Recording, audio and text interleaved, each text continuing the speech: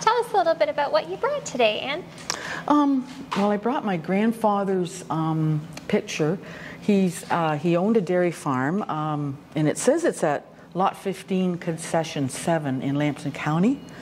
Sarnia Township it is actually, but it is on London Road.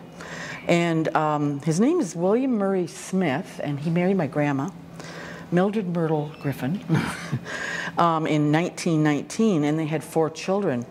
Now, and it said in 1922, Grandpa Smith, he bought a milk route on, which he called the Smith Brothers Dairy, and they bottled milk in the basement of their home and put the milk in crates, they said, and kept it there to be delivered the next day. Grandpa Smith is standing beside the milk wagon there, and a young lad, we don't know his name, who helped deliver the milk. And these were the jugs they And this used? was the milk, the quarts that they used. Yeah. It said that milk cost around 29 cents for 2 quarts at the time. Wow. And now there is a cement block building, and it's still on the property on London Road, and that's where they had coolers, and they put the milk together and kept it cool in this milk house, and it's still on the property. It's a cement block building. And it was, for many years they had potatoes and they had vegetables on the farm too, but this was a dairy farm that they ran. Oh my goodness. And I love the slogan. Milk from our own cows. It's such a unique bottle. Well, it is. There's a lot of detail on it, which you would not see that today. I don't know. No. My mom, she tried very hard to get a milk bottle. She had to fight the family for it. I don't mean to say that, but no. But she wanted milk, and so I inherited the milk bottle, I guess. Yeah. Yeah, that's certainly a keeper. Yeah, and that's what I've got. And you said they had one milk route?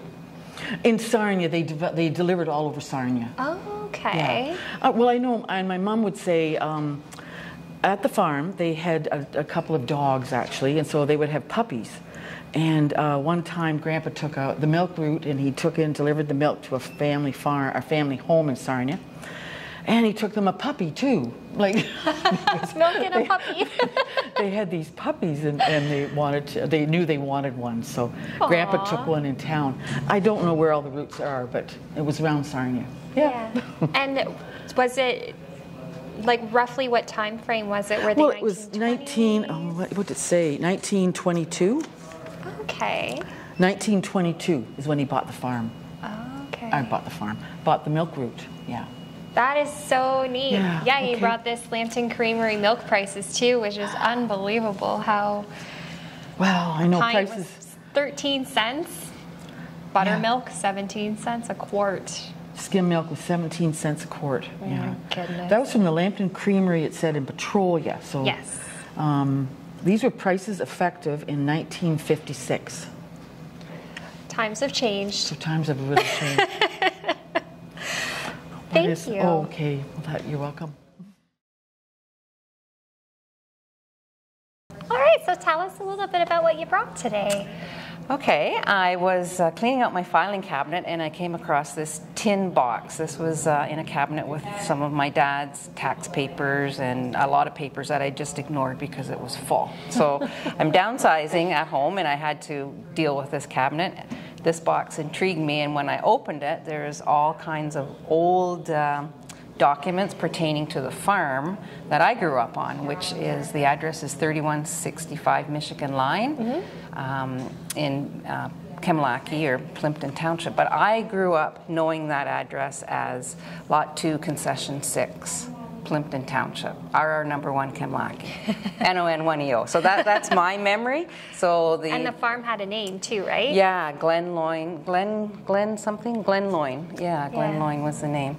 And it was a century farm, so in 1967, it got the metal farm sign out at the road, the green sign, and there's a picture somewhere of my siblings and I with our bicycles in front of that Century Farm sign. So all of the documents I found just went back to when the farm first came into the family. To the original Crown patent, to James McLaughlin, which is amazing, 1863. Right, right. And then I was a Campbell, so my dad was Ken Campbell, and his dad, Edward Campbell, and his dad before that was a Campbell as well. So I'm not sure when it transferred over, but a lot of the documents were about mortgages and sales and things, yeah. All the legal land documents.